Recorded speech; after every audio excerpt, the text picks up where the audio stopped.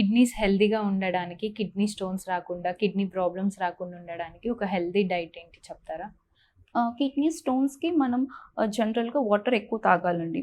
More than 3 litres water తాగాల్సిందే. 3-4 litres per day water తాగాలి. And salt content తక్కువ ఉండాలి. లెస్ దాన్ 5 గ్రామ్స్ సాల్ట్ ఉండాలి.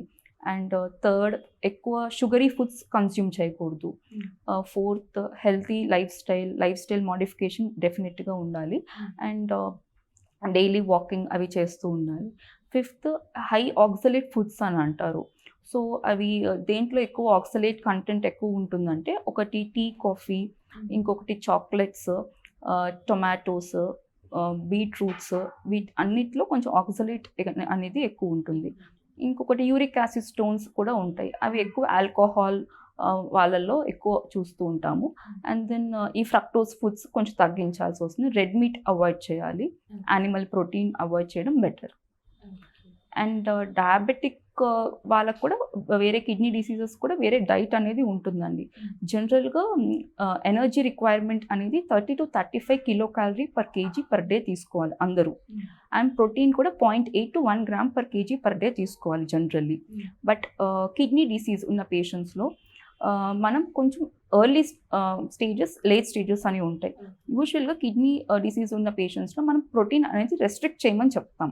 So 0.6 to 0.8 gram per KG per day తీసుకోవాల్సి వస్తుంది. But ఒక్కసారి డయాలసిస్కి వచ్చేసినాక హీమోడయాలసిస్ అంటారు. హీమోడయాలసిస్లో అప్పుడు ప్రోటీన్ రిక్వైర్మెంట్ పెరుగుద్ది, 1.2 gram per KG per day. And కడుపు డయాలసిస్ చేస్తారు, పెరిటోనియల్ డయాలసిస్ అంటారు. దాంట్లో ఇంకా ఎక్కువ రిక్వైర్మెంట్ పెరుగుద్ది. సో 1.4 to 1.6 వరకు తీసుకోవాల్సి వస్తుంది. ఒక్కసారి డయాలసిస్ స్టార్ట్ చేసినా మన ప్రోటీన్ రిక్వైర్మెంట్ ఎక్కువగా అవసరం పడుతుంది. And then same as usual, salt తక్కువ తినాలి, less than 5 grams per day, అంటే less than ½ teaspoon per day. Oil less than ½ litre per month per person ఒక్కొక్కళ్ళు కన్జ్యూమ్ చేయాల్సింది.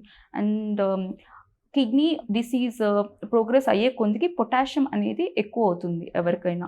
సో ఎందుకంటే కిడ్నీ పనితీరు తగ్గడం వల్ల పొటాషియం అనేది బ్లడ్లో ఉండిపోతుంది. సో అప్పుడు మనం పొటాషియం ఎక్కువ ఉండడం వల్ల ఏమవుతుంది, సడన్గా కార్డియాక్ అరెస్ట్ అవ్వచ్చు, హార్ట్ ఆగిపోవచ్చు సడన్గా. సో అప్పుడు మనం పొటాషియం తక్కువ ఉన్న ఫుడ్స్ తీసుకోవాల్సి వస్తుంది కిడ్నీ డిసీజ్ ప్రోగ్రెస్ అయ్యే కొద్దికి. సో పొటాషియం తక్కువ ఉన్న ఫుడ్స్ ఏమేమంటే, మనం ఫస్ట్ ఏవైతే అవాయిడ్ చేయాలో అది తెలుసుకోవాలి ఫస్ట్.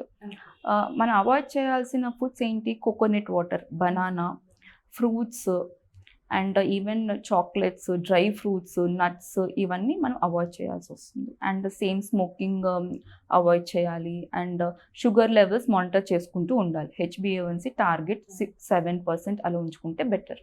కిడ్నీ ప్రాబ్లం ఉండి డయాబెటీస్ ఉన్న వాళ్ళకి ఎలా ట్రీట్మెంట్ ఉంటుంది డాక్టర్?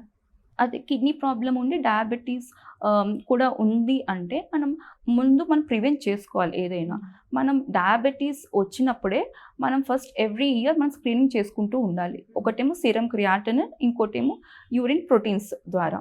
ఒక్కసారి కిడ్నీ ఎఫెక్ట్ అయింది అంటే మనం ఫ్రీక్వెంట్గా నెఫ్రాలజిస్ట్ని కన్సల్ట్ అవ్వాలి.